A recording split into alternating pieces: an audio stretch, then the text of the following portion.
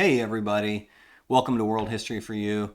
I'm your teacher Jason, and today we're going to talk about a controversial topic in the field of world history. Okay?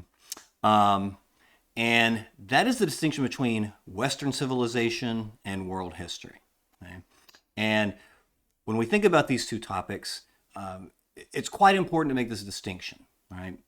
World history courses only go back, maybe 30, 40 years. Okay? Before that, and even during that period, on university campuses and in public school systems, we had courses called Western Civilization, right? Which focused on exactly what it says, right? The kind of the history of Western civilization in the world. You don't get actual world history courses until about the 1980s, where we try to start correcting that narrative about Western Civ and including the rest of the world in the story. Okay? And the reason it's important to make this distinction is that legacy of Western civilization as a historical narrative is still with us today. Okay, maybe not so much in the field of world history itself in academia, but definitely in the larger culture. Okay, it has become very much an issue in the culture wars itself. Okay, and the reason for that is in both of these examples, Western Civ and in the field of world history, you have this very important event that happens, right? We call this the Great Divergence, okay? And what we're talking about here is an economic divergence between the Western world, primarily Europe, and the rest of the world. Most historians will focus on Asia, okay?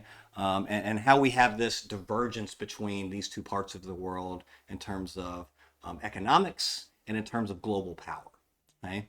And this can be a contentious topic because there are people who have certain agendas in keeping it focused on that Western Civ model, right? And not wanting to change that old narrative, okay? In fact, you've got organizations like PragerU who are spending tons of money to produce very slick videos on this very topic, right? So, we kind of have to ask ourselves a couple of questions there. Why are they invested in this, right? Why do they care? Okay? What's the narrative that they're trying to hold on to, that they're trying to defend? And what is it that they don't like about the way that world history has moved, right? What problems do they have with what they would call the revisionist historians who are out there, okay? And if you ask these people, if you read their text, or if you watch the Prager videos themselves, they'll have an interesting little list of reasons for what they would call the rise of the West. Right? For example, we can look at a pretty prominent historian named David Landis, a British historian. And, he would say things like, well, there was just something innate in the European population that enabled this to happen, right? And he almost specifically says that about the British, right? They had the makings for this, okay? And he would focus on things like, the British had a really good work ethic, right? They just worked harder and longer and were able to save more money, okay? Or he would say things like, the British and the Europeans were ingenious, right? They were very inventive. They liked to invent things, and other people just didn't do this, okay? Or you might hear political answers to this, right? Where governments in Europe were focused on things like individual rights and private property rights, okay? You might hear other economic arguments. The fact that Europe has a consumer society, right? So you've got this kind of whole list of things, cultural values, right? That they're trying to focus on. Instead of focusing on the answers that are really kind of right there in their face, okay? In fact, there's a Prager video, which is hosted by Niall Ferguson, who's a historian who's at Stanford now. And in the beginning of this video, he says it. He says, there's these revisionist historians out there, and when they talk about the rise of the West, they only want to focus on three things. And he lists them. He says, they only want to focus on slavery, they only want to focus on war, and they only want to focus on colonialism. And his argument is that, well, sure, Europe did those things, but the rest of the world did as well, right? So it can't be that, right? It has to be something else. If everybody was doing this, then there has to be something else going on in the European mind that makes this possible, right? Now, first thing to say about that is even if that's true, even if everybody else is doing this, right, that doesn't negate the importance of it in world history, okay? I mean, that's silly to think that, okay? The other thing to note about this list of ideas that they come up with is, most of the rest of the world are doing these things too, okay? This is not anything that's unique to Europe in any way. And I can give you some more specific examples. Think about the idea of individual rights, for example. There's a very interesting book that's come out recently called The Dawn of Everything by Wingrove and Graeber. And they have a great chapter on this idea of individual rights.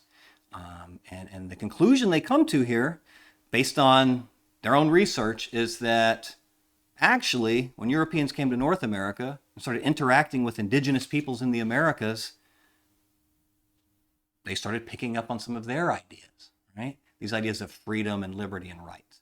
And those are brought back to Europe, right? And discussed, right? It's a very, very interesting chapter in the book where they're basically saying, they took these ideas from other people, right? They borrowed these ideas and incorporated into their own systems, right? This isn't something native to Europe, right? So great book if you're interested in that. Very fascinating research there.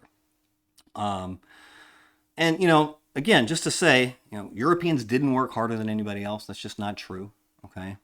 Other places around the world had private property and protections for private property, etc., right? So this whole list of things these guys come up with, you can find examples of these things all around the world, right? So, what we want to think about is, why do they want to downplay the three issues that Ferguson brings up in the beginning, right? Why don't you want to talk about slavery? Why don't you want to talk about war and colonialism, right? Why are you trying to deflect from those things and focus on basically anything else, right? It's a pretty hard cope, right? I mean, this is right in your face here. Okay? It's pretty much undeniable. Okay? And again, in the field of history itself, this is not controversial. Okay, you talk to most academic historians, and this is not a controversial thing, right? We have moved past this idea of Western Civ and the rise of the West and this being some inherent thing within Europe. Okay, this is more a discussion that's moved into the broader culture, right? It's become kind of part of the culture wars. So again, when people start discussing these ideas where they want to ignore these three issues, we have to ask ourselves why, right? What's their agenda here, right? Why don't you want to talk about these three things, right? I think it's very important when you hear somebody talking like that to think about that, right? Do they have an agenda? Why is Prager so invested in keeping this old narrative alive, right? What do they stand to gain by not talking about slavery, war, and colonialism, okay? Now, again, if everybody did this, okay. But we have to acknowledge that Europe does this on a scale that is unprecedented in world history, right? If we think about slavery, think about the transatlantic slave trade. We're talking about millions and millions of people being taken from West Africa, brought to the Americas so that Europeans can have cheap sugar and cheap cotton, right? And how does that not impact the rise of the West, right? How are you not benefiting from that system? I mean, you are legitimately taking Native Americans' land, right? You have free land, and you're taking African people and using their labor, right? And you're benefiting from that. You're getting rich off of that, right? How is that not going to affect the rise of the West, right? You think about things like war and colonialism. Same thing, okay? This is on an unprecedented scale. You have the British colonizing 3/4 of the world, right? Well, why do they do that, okay? It's for their benefit, right? They want the resources from these regions of the world, right? So they impose a colonial system, right, that hinders the development of the rest of the world, right?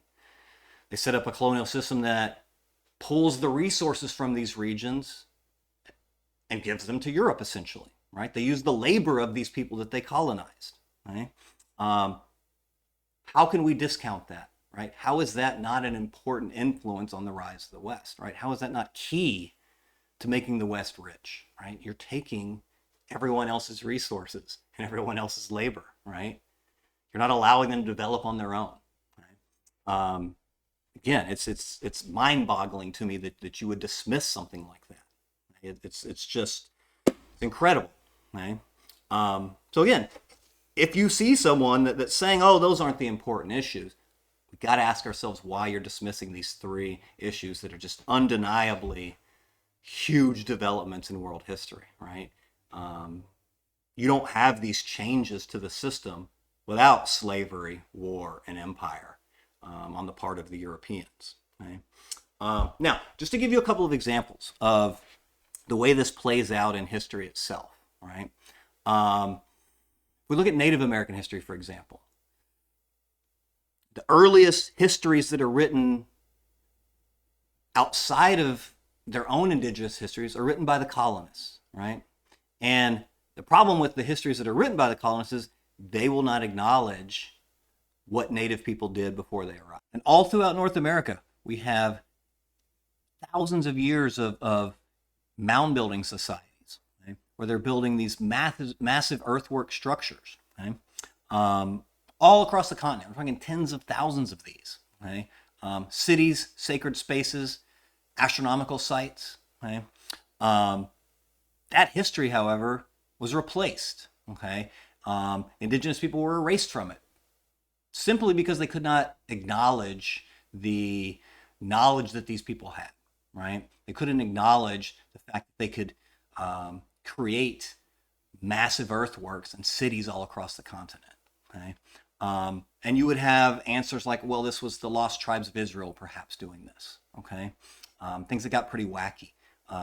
However, I have to say we're still doing this today. Right? There's a whole TV show dedicated to this called Ancient Aliens, where they talk about indigenous architecture and say there's no way that these people could have done this. They had to have aliens come and help them, right? It's ridiculous that we're still doing this in 2024, okay? Now, to add insult to injury, okay, most of these mound sites in North America are gone, right? They've been replaced by farms. They've been replaced by cities, golf courses. They've even been used for road fill to build highways, okay? So even if we want to go back and look at these things, most of them aren't there.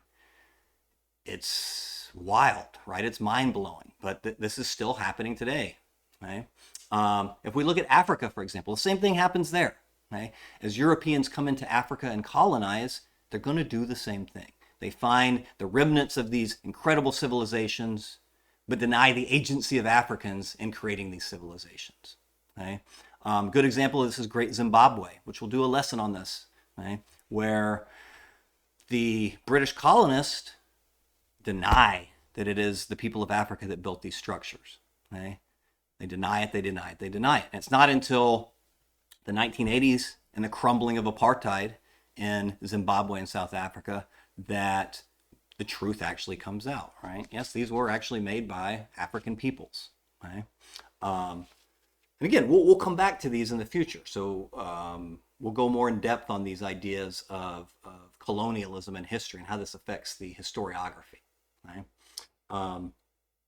And one thing I really want to say about this is when you teach like this, when you give your students the truth about what happened, when you talk about the mound builders in North America, when you talk about these ancient African civilizations, oftentimes their minds are blown by this. Okay? Every year I would have students tell me, I had no idea about any of this, okay? I had a girl tell me, I didn't know anything about Native people, right? I thought they lived in teepees and had bows and arrows and just kind of hunted and gathered and that was it, okay? And it does a couple of things to the mind of the student, right? One, it makes them very curious, right? They want to know more. How can I find out more about this? This is fascinating. And the other question that comes up is, why didn't they teach me this before, right? Why was this left out of the curriculum? Okay, why was this given such short shrift in my previous classes? Okay? And students begin curious about the world, right? What else don't I know about world history? Okay? And they want to know more. Students are curious, right? So by doing this, you are opening up your students' minds to curiosity, right? They want to know more about history, right? So in this course, we're not going to avoid these topics, right? We've got this kind of idea in the culture war about controversial issues. You've got several states in the United States that have banned the teaching of controversial topics. We're not going to do that in here, right? we're not scared to deal with what they call controversial issues, right? We're not going to shy away from discussing slavery and colonialism, okay? We're going to take these issues head on, look at why it was done and what the consequences of it were for the world, okay? We're not here to defend this outdated version of history that really wants to whitewash, the true rise of the West and what happened there, okay? So next video, we'll start to get into some content. We'll start at the year 1200, and we'll be able to look at what the world looked like, before Europeans begin to venture out and start to bring colonialism and Christianity and capitalism to the rest of the world, right? So our first lesson will be this look at this pre-European world. Okay? And we'll do that by looking at a very important secondary source by author Linda Schaefer called Southernization. Okay? So join us with that video. Thanks for joining us today. Appreciate you being here. Make sure you subscribe and share, and we'll see you next time. Bye, everybody. Hey, you. Thanks for watching World History for You. Please subscribe and share with your friends. We'll see you next time.